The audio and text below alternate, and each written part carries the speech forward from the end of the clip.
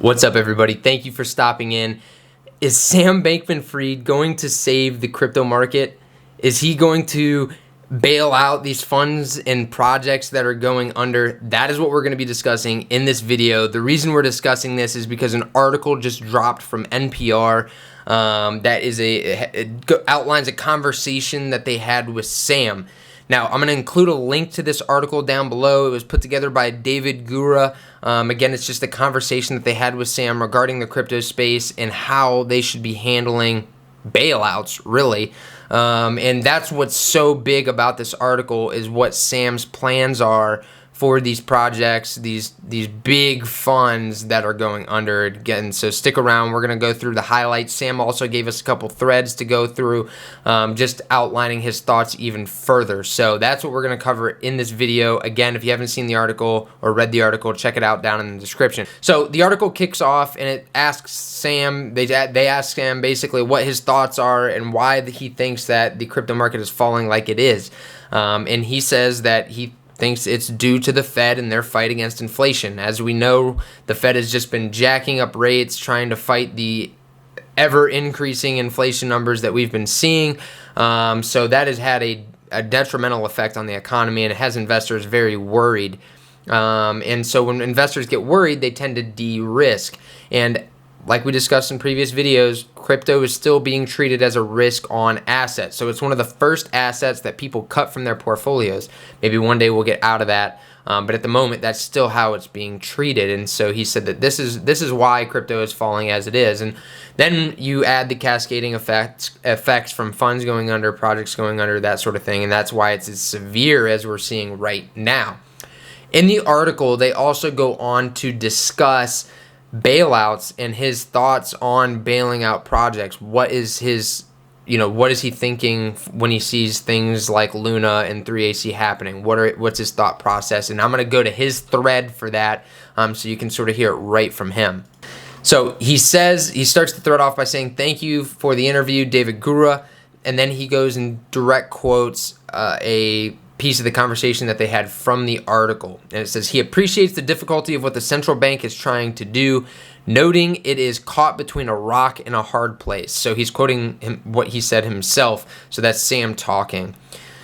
2, also, I do feel like we have a responsibility to seriously consider stepping in, even if it is at a loss to ourselves, to stem contagion, he said. Even if we weren't the ones who caused it, or weren't involved in it, I think that's what's healthiest for the ecosystem. That is big. What he's talking about is stepping in and bailing out these big funds, these big projects that are going under that may have a ripple effect on retail investors, a massive ripple effect. He basically is talking about needing someone in the space to start helping protect the retail investors. Now, I know that this is going to be a very touchy subject for a lot of people, right? Because most of us want this to be a totally free market. They don't want anyone going in there and interfering with that or dictating who gets saved and who doesn't and turning this into, what we already have in the traditional TradFi world. We want it to be sort of like our own free economy, right? That's the goal. Well, while I do see that side, I also am a big believer in, I think if you believe that, you kind of have to believe that if it's your money, it's up to you to do with what you want. And I think that that's ultimately the goal of crypto, is to have ultimate control of your money. So ultimately, this is Sam and FTX money. So if they decide that they want to start bailing out projects to help, get them back on their feet back under them and protect retail investors, if that's what they want to do, it's ultimately their money. And to me, that's more of sort of like the main aspects of crypto that I think, a lot of people focus on, that I focus on. So I'm okay with Sam talking about stepping in and saving funds. Now, why would he want to do this?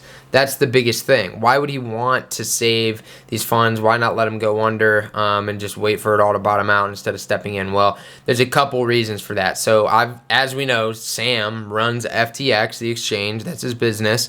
And exchanges do way better in bull markets. Okay, so In order for exchange revenues to increase year over year when you're coming out of a bull market, you need to really reignite that bull market. If we are in a bear market and crypto goes flat for years on end, exchanges have a really hard time, because when there's flat price action, there's not much to trade, and retail investors run away when the market goes down. So your standard retail investors who love to join in the middle of bull runs, they leave when the market is down. So he has every incentive to want this market to turn around as fast as it can.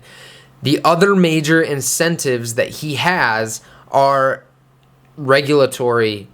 And there's a lot of talk on Capitol Hill right now regarding regulation of the crypto space, and he is at the forefront of that. For those of you who don't know, Sam Bankman-Fried has been very politically inclined, I'll say, especially over this last year. He was the second largest donor to the Biden campaign, and he has been trying to help shape the crypto regulation.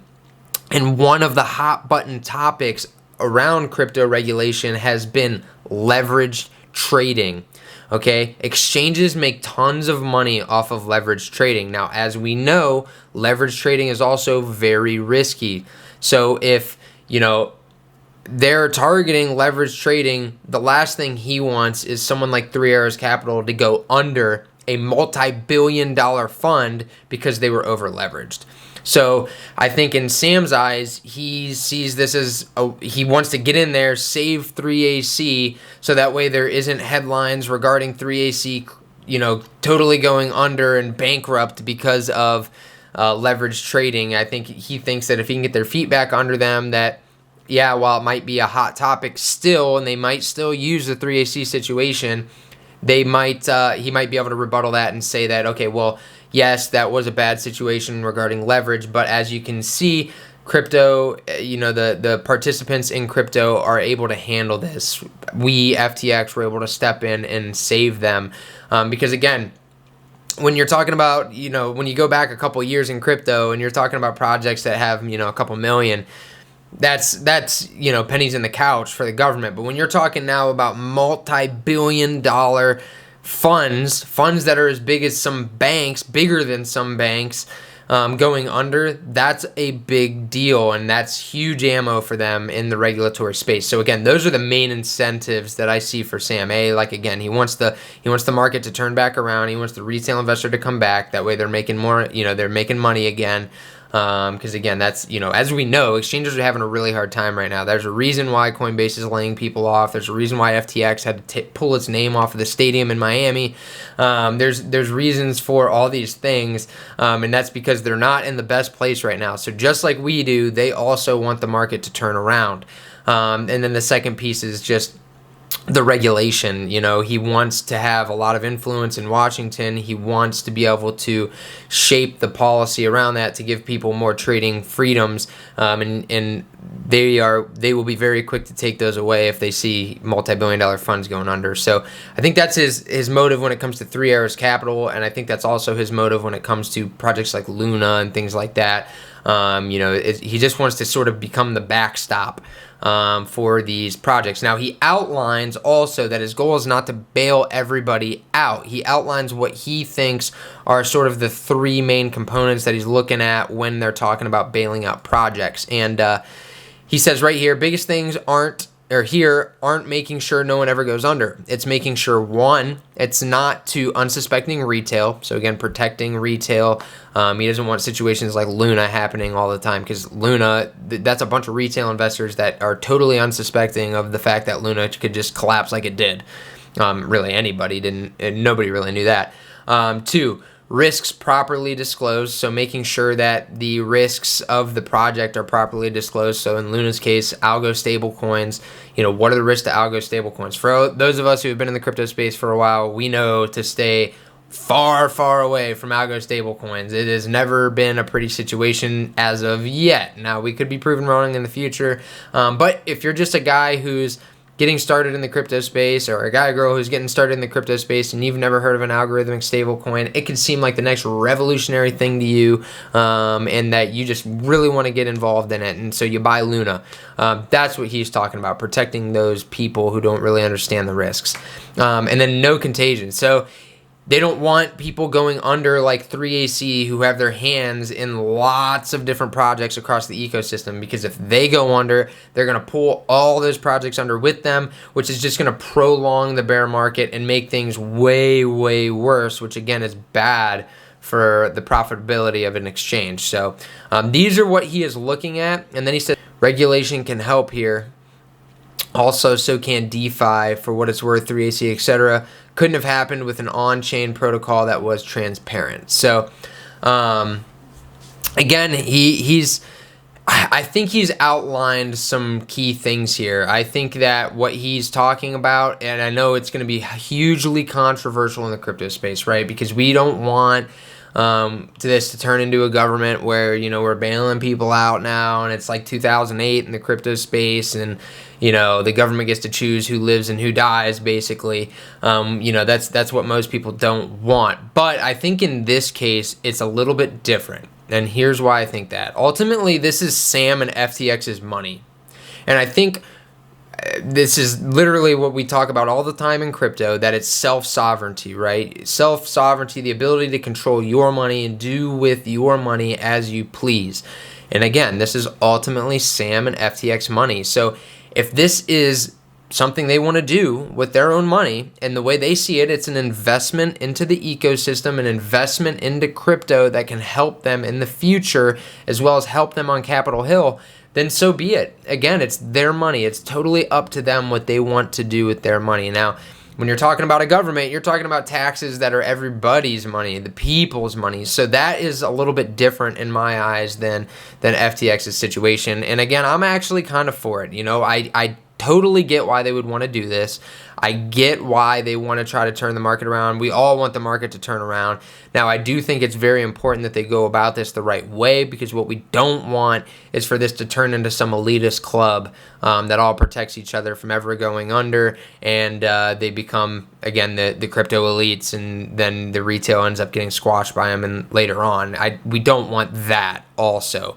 But at the moment, the way it's framed up and teed up at the moment, I do think that this would be beneficial to the space. So, you know, guys, big stuff coming from Sam Bankman-Fried when he's talking about bailing out projects. This is something that we really did not have, not to this degree, back last cycle. So, you know, I think that this is nice. You know, it could, again, provide a backstop for the industry, for major funds, and hopefully encourage people to be more responsible with their money as well, now that they're seeing what is happening in the crypto space with these funds who got pretty, you know, too relaxed. And if you don't know the 3AC story, definitely check out the video I just posted, or the chain of videos that I just posted regarding that situation.